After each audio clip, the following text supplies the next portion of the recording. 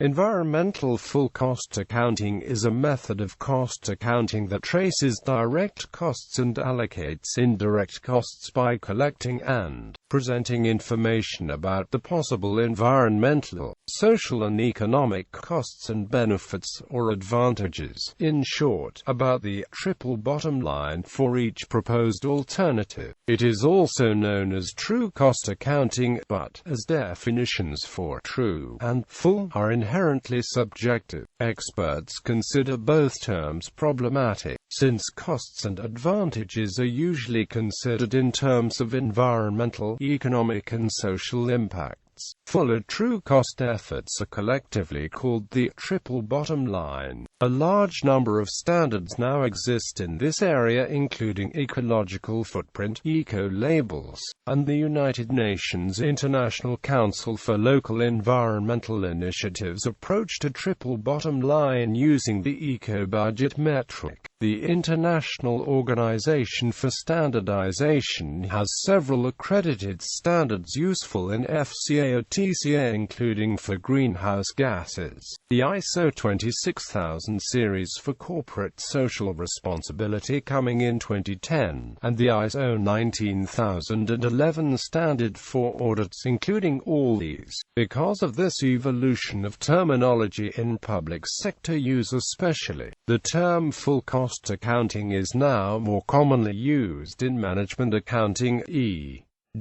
infrastructure management and finance. Use of the terms FCA or TCA usually indicate relatively conservative extensions of current management practices, and incremental improvements to GAAP to deal with waste output or resource input. These have the advantage of avoiding the more contentious questions of social cost concepts. Full cost accounting embodies several key concepts that distinguish it from standard accounting techniques. The following list highlights the basic tenets of FCA. Accounting for costs rather than outlays.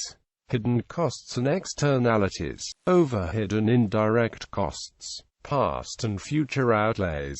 Costs according to life cycle of the product. 1. Costs rather than outlays. Expenditure of cash to acquire or use a resource.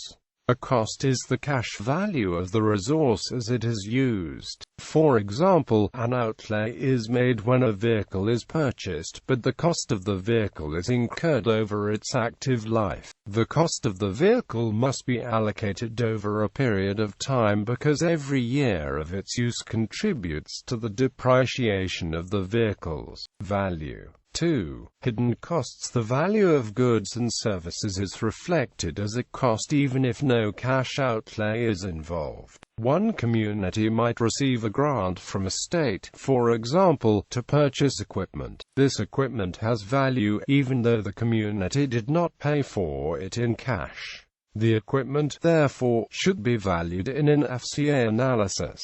Government subsidies in the energy and food production industries keep true costs low through artificially cheap product pricing. This price manipulation encourages unsustainable practices and further hides negative externalities endemic to fossil fuel production and modern, mechanized agriculture. 3. Overhead and indirect costs. FCA accounts for all overhead and indirect costs, including those that are shared with other public agencies. Overhead and indirect costs might include legal services, administrative support, data processing, billing, and purchasing. Environmental costs. As indirect costs include the full range of costs throughout the life cycle of a product, some of which even do not show up in the firm's bottom line.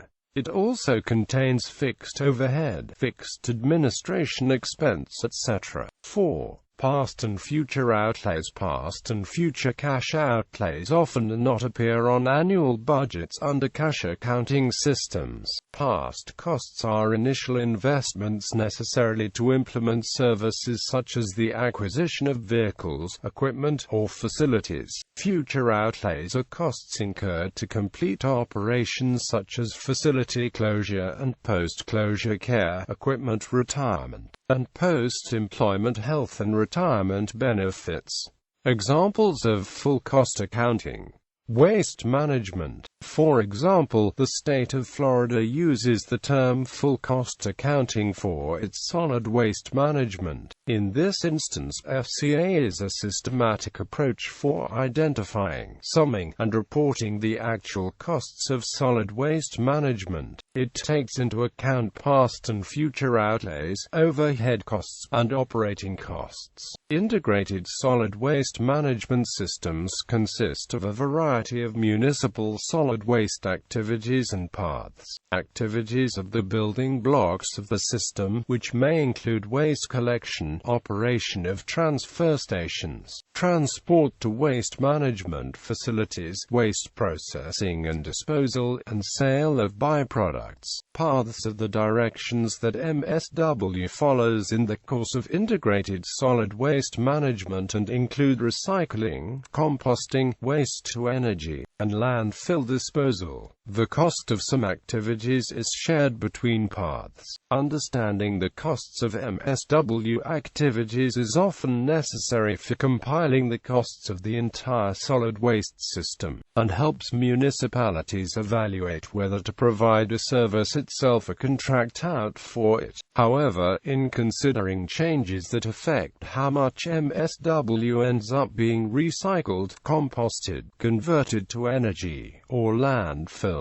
the analyst should focus the costs of the different paths. Understanding the full costs of each MSW path is an essential first step in discussing whether to shift the flows of MSW one way or another. Benefits. Identify the costs of MSW management. When municipalities handle MSW services through general tax funds, the costs of MSW management can get lost among other expenditures. With FCA, managers can have more control over MSW costs because they know what the costs are, see through the peaks and valleys in MSW cash expenditures. Using techniques such as depreciation and amortization, FCA produces a more accurate picture of the costs of MSW programs, without the distortions that can result from focusing solely on a given year's cash expenditures. Explain MSW costs to citizens more clearly. FCA helps you collect and compile the information needed to explain to citizens what solid waste management actually costs. Although some people might think that solid waste management is free, others might overestimate its cost. FCA can result in bottom-line numbers that speak directly to residents. In addition, public officials can use FCA results to respond to specific public concerns.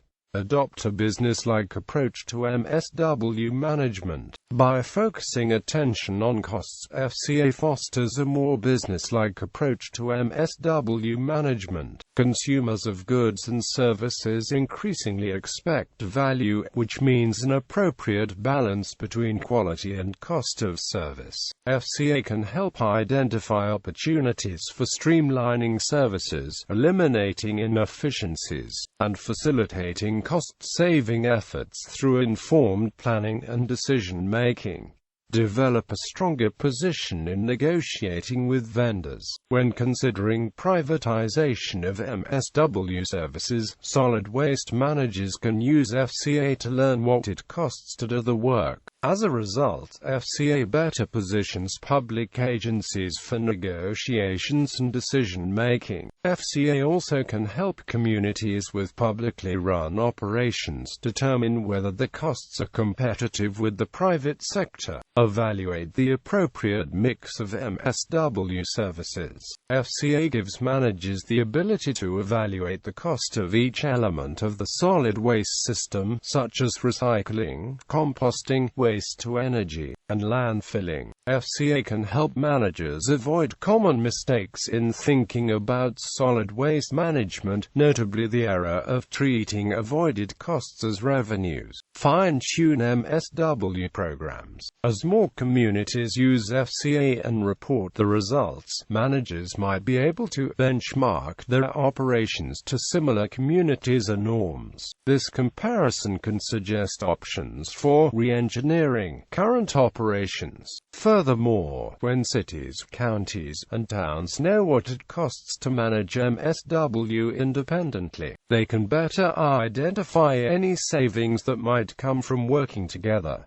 Motives for adoption. Various motives for adoption of FCA/TCA have been identified, the most significant of which tend to involve anticipating market or regulatory problems associated with ignoring the comprehensive outcome of the whole process or event accounted for. In green economics, this is the major concern on basis for critiques of such measures as GDP. The public sector has tended to move more towards longer-term measures to avoid accusations of political favoritism towards specific solutions that seem to make financial or economic sense in the short term, but not longer term. Corporate decision-makers sometimes call on FCA/TCA measures to decide whether to initiate recalls, practice voluntary product stewardship. This can be motivated as a hedge against future liabilities arising from those who are negatively affected by the waste a product becomes. Advanced theories of FCA, such as natural step, focus firmly on these. According to Ray Anderson, who instituted a form of FCA/TCA at Interface Carpet, used it to rule out decisions that increase ecological footprint and focus the company more clearly on a sustainable marketing strategy. The urban ecology and industrial ecology approaches inherently advocate FCA, treating the built environment as a sort of ecosystem to minimize its own wastes.